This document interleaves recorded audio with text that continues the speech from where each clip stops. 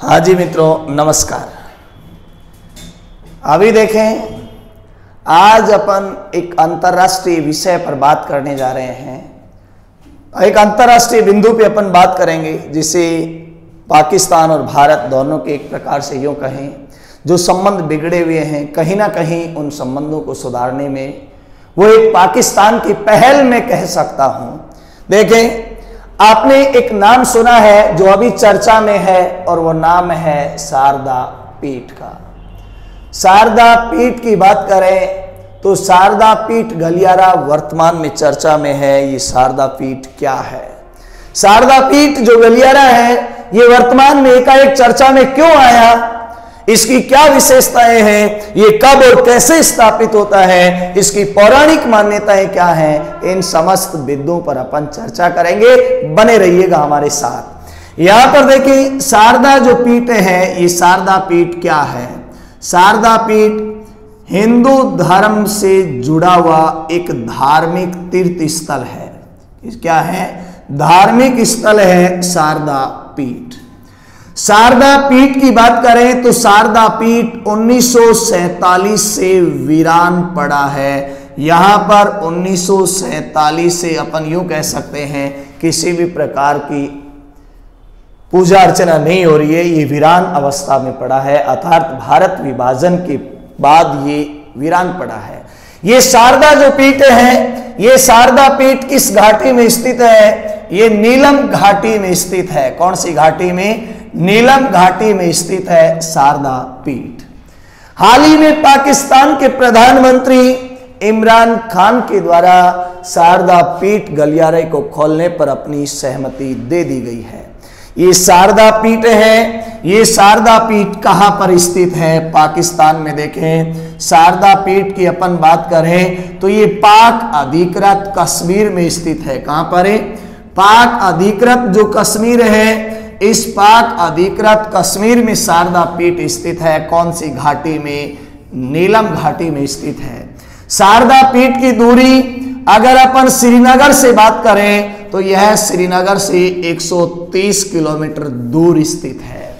ये शारदा पीठ जो है, यहां पर पूजा किसकी की जाती है? देखिए, सबसे बड़ा सवाल यही है कि शारदा पीठ में मां सरस्वती की पूजा की जाती है, मां सरस्वती की आराधना की जाती है। ठीक है, तो ध्यान रहे, शारदा पीठ में पूजा किसकी होती है? सरस्वती की पूजा होती है।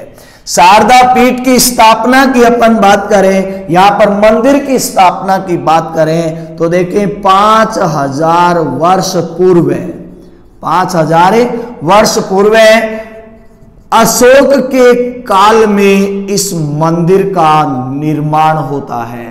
और एक पौराणिक मान्यता के अनुसार 5000 वर्ष पूर्व हिंदू राजा ललित देव के द्वारा इस मंदिर का निर्माण करवाया गया था। ललित देव की अपन बात करें तो ललित देव वे राजा थे जो मतलब यूं कहें हिंदू धर्म के प्रचार प्रसार से जुड़े हुए थे। और उस समय उस क्षेत्र में बौद्ध धर्म का जो बोलबाला है, ये बौद्ध धर्म का बोलबाला लगातार बढ़ रहा था। तो ऐसी स्थिति में वहां हिंदू धर्म की मान्यताओं के अकॉर्डिंग उन्होंने शारदा पीठ का निर्माण करवाया। देखें, जो 18 महाशक्ति पीठ हैं, इन 18 महाशक्ति पीठों में से 18 महाशक्ति पीठों में से एक शक्ति पीठ है। कौन सा? शारदा पीठ।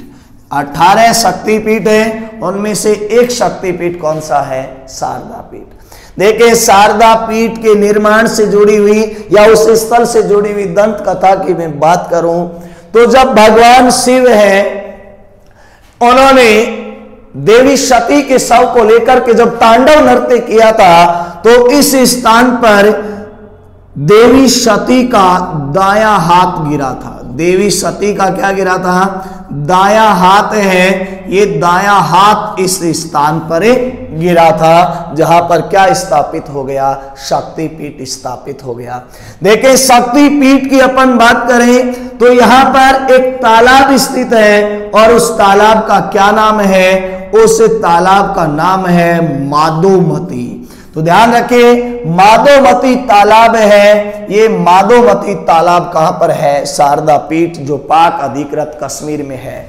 इस स्थान पर नीलम के अलावा स्वर्ण और मधुमती जो नदियां हैं, ये आपस में आकर के मिलती हैं। यहां पर देखिएगा, ये जो शारदा पीठ है, इस शारदा पीठ पर आपने एक नाम सुना होगा, पाणिनि का।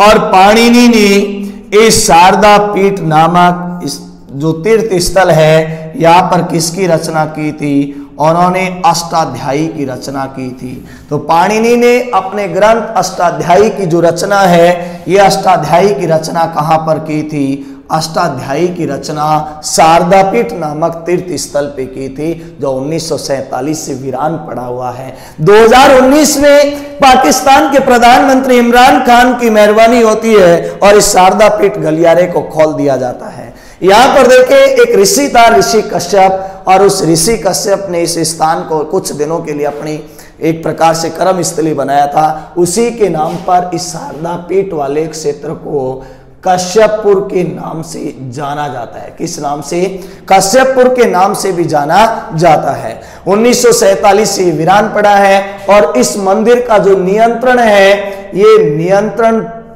पाकिस्तान के द्वारा किया जाता है। हालांकि है पाक अधिकृत कश्मीर में, ठीक है, लेकिन पाक अधिकृत कश्मीर पर भी वास्तविक रूप से किसका नियंत्रण है?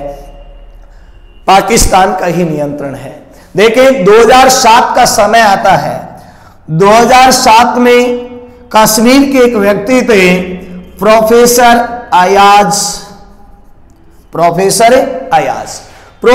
अयाज रसूल नस्की की अपन बात करें तो इन्होंने 2007 में शारदा पीठ की यात्रा की थी।